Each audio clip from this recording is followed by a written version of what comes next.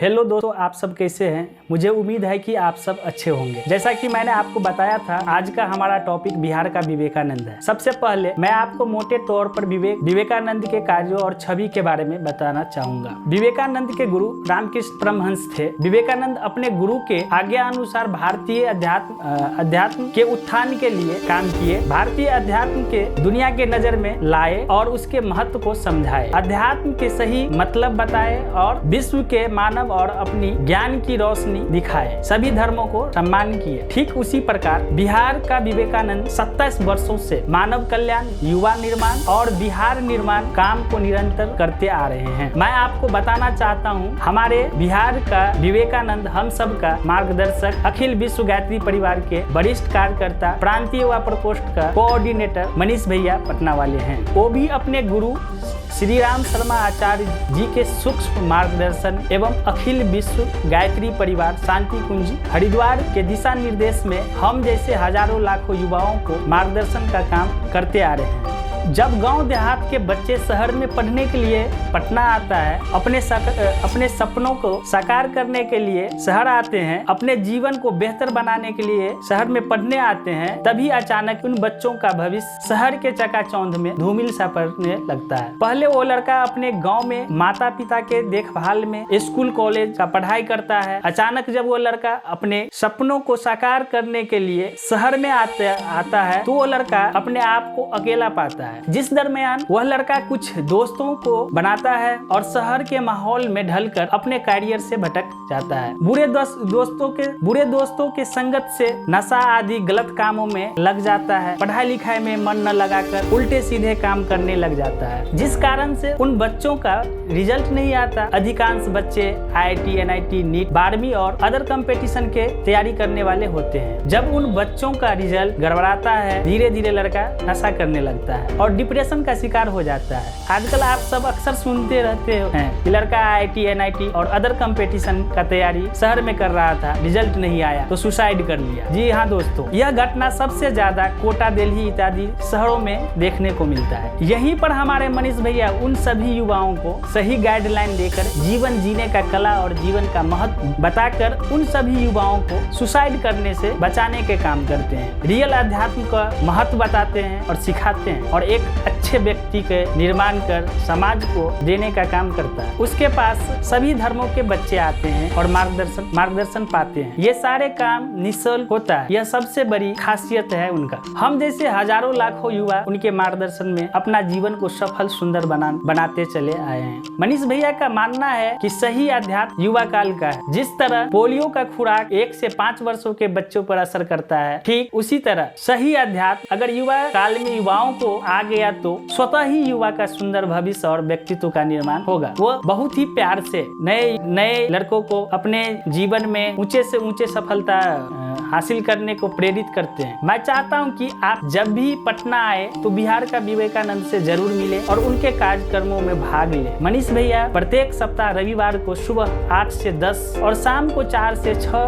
बजे गायत्री शक्ति पीठ पटना के प्रांगण में संगोष्ठी लेते हैं युवाओं। आप उसमें जाकर संगोष्ठी में भाग ले सकते हैं, जान सकते हैं, उसके कार्यक्रम को देख सकते हैं। मुझे उम्मीद है कि आप सबको ये संगोष्ठी में बहुत कुछ सीखने को मिलेगा। आज तक आपने ऐसा चीज नहीं सीखा होगा जो हमारे जीवन का बहुत ही महत्वपूर्ण चीज है। आपको किस तरह से जीवन यापन करना चाहिए, किस तरह से दिनचर्या को रखना चाहिए, ये सभी चीज आपको वहाँ पर सीखने को मिलेगा। मनीष भैया हमारे एक स्पेशल कोर्स उन युवाओं के लिए चलाते हैं जिसका नाम है PDC कोर्स। ये 6 दिन का कोर्स होता है, PDC पर्सनालिटी डेवलपमेंट कोर्स। यदि आप ये डेवलपमेंट का कोर्स कर लिए तो यकीन मानिए आपको इस कोर्स में बहुत कुछ सीखने जानने का मिलेगा, जो आपके करियर को, आपके भविष्य को, आपके रहन सहन सभी चीज में बहुत बड़ा इम्पैक्ट डालेगा। एक बार जरूर आप मनीष भैया के कार्यक्रम में भाग लीजिए। दोस्तों, मेरा ऐसा मानना है कि महापुरुष को किसी दूसरे के बानी से पढ़ा और जाना नहीं जा सकता। उसे उसकी बानी को खुद पढ़कर, जानकर और समझकर उसके व्यक्ति को जानकर, परख कर किया जा सकता है। महापुरुषों युगों युगों तक याद किया जाता है। महापुरुष अपने लिए नहीं जीते हैं, वो दूसरों के लिए जीते हैं। जैसे हमारे मनीष भैया, वो युवाओं के लिए, ये युवाओं से बहुत ही प्रेम करते, बहुत ही स्नेह करते हैं। ये युवाओं को एक अच्छे गाइड करते हैं। अच्छे गाइड जीवन को सही बनाने के लिए उनके जीवन में क्या क्या बुराइयां हैं, उस चीज को कैसे खत्म किया जाए, ये सब सिखाते हैं। यहाँ पर ध्यान कराया जाता है, ध्यान सिखाया जाता है। जो आप सब जानते ही हैं कि ध्यान के बल पर स्वामी विवेकानंद ने किस तरह से दुनिया वाले को चकित किया था, वही काम हमारे मनीष भैया भी कर रहे हैं, ध्यान सिखा रहे हैं। मनीष भैया का मोटो है, यदि बिहार को सुधार दिया जाए, बिहार के युवाओं को जगा दिया जाए, तो ये युवाओं पूरे दुनिया में क्रांति ला सकता है। बिहार के मिट्टी में एक अलग खासियत है, यहाँ के बच्चों में एक अलग खासियत है। उसे सही डायरेक्शन में डाला जाए, सही डायरेक्शन मिले, तो अपने जीवन को बहुत ही अच्छा बना सकता है। वही काम हमारे मनीष भैया करते हैं। मनीष भैया के बारे में जितना भी बताऊं आपको वो कम ही होगा। यह ओशियन है, समुद्र के बारे में आपको कितना बताया जाए। ये महापुरुष है, उसके एक एक चीज यदि मैं आपको बताऊं तो मुझे लग रहा है कि ये 10 या 15 मिनट के वीडियो, इसमें आपको 10 मिनट में नहीं समझाया जा सकता है। यदि आपको इसको जानना चाहते हैं तो मनीष भैया के कार्यक्रम में आप भाग लीजिए। आप खुद ही कहेंगे कि मैं बिहार का विवेकानंद क्यों बोल रहा हूँ। ये बिहार के लिए बहुत इतनी बड़ी चीजें कर रही है, वो आज नहीं, जब 50-100 साल हो जाएंगे तब जाके पता चलेगा जो मनीष भैया कौन थे, उन्होंने बिहार के लिए क्या किए, अध्यात्म के क्षेत्र में उन्होंने क्या किए। ये